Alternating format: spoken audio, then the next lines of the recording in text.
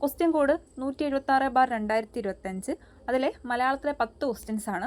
First question, ആഗമസന്ധിക്ക് ഉദാഹരണങ്ങളായ പദങ്ങൾ ഏതെല്ലാം? Option B ആണ് റൈറ്റ് ആൻസർ, 1ഉം 3ഉം.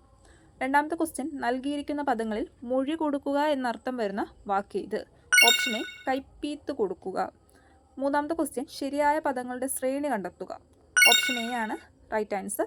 നാലാമത്തെ ക്വസ്റ്റ്യൻ, വുഡ്സ് എന്ന ഇംഗ്ലീഷ് പദത്തിൻ്റെ അർത്ഥം വരുന്ന പദനിര ഏത്? ഓപ്ഷൻ ബി വനം, കാനനം, കാട്, വിപിനം. അഞ്ചാമത്തെ ക്വസ്റ്റ്യൻ, നൽകിയിരിക്കുന്ന പദശ്രേണിയിൽ അല്ലൽ എന്ന അർത്ഥം വരുന്നത് ഏത്? ഓപ്ഷൻ ബി ദുഃഖം, സങ്കടം, ശോകം.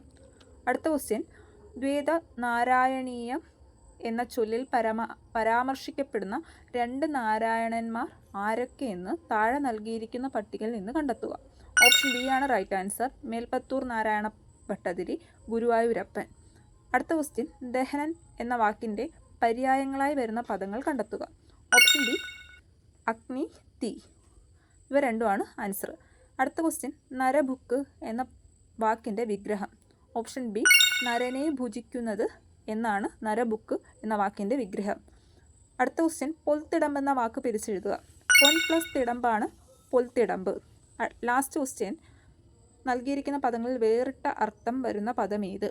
ഓപ്ഷൻ ബി പണ്ഡിതൻ.